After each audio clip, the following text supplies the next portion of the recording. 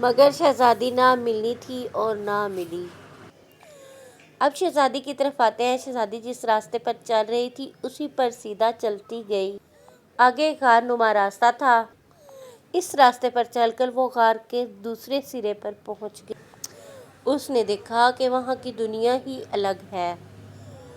وہ ایک بہت بڑا خوبصورت باغ تھا۔ پھلوں کے درخت بے شمار تھے اور پھلوں سے لدے ہوئے تھے۔ شاخیں جھکی ہوئی تھیں کہ ہاتھ سے پھل اتارے جا سکتے تھے۔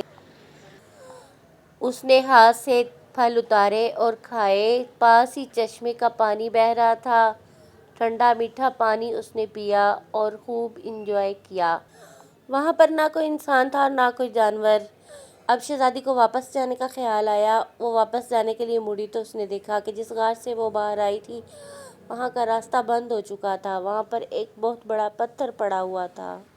بڑی کوشش کے باوجود بھی وہ اس پتھر کو نہ ہٹا سکی اور واپس آ گئی۔ اب اس کو خیال آیا کہ رات ہونے والی ہے تو مجھے سو جانا چاہیے۔ شہزادی نے سوچا کہ ایک درخت پر چڑھ کے سونا چاہیے تاکہ کوئی جانور پرندہ مجھے تنگ نہ کر سکے۔ اس لیے وہ ایک درخت پر چڑھ گئی اور اس کے اوپر آرام کرنے لگی، مگر اسے نیند نہ آ رہی تھی کیونکہ وہ اپنے گھر سے پہلی دفعہ باہر تھی، اس لیے نیند اس کی آنکھوں سے کوسوں دور تھی۔ آدھی رات کے قریب اسے تالاب میں ہلچل کی آواز آئی۔ اس نے دیکھا تو وہاں پہ جل پریاں تھیں جو پانی میں نہا رہی تھیں اور ایک دوسرے کے اوپر پانی پھینک رہی تھیں۔ وہ چھپ کر ایک دوسرے کے اوپر پانی پھینک رہی تھی۔ شہزادی چھپ چھپ کر انہیں دیکھنے لگی اور پریوں نے محسوس کر لیا کہ کوئی انہیں دیکھ رہا ہے تو انہوں نے کہا کہ شہزادی باہر آ جائیے، ہم بھی آپ کو دیکھنا چاہتے ہیں۔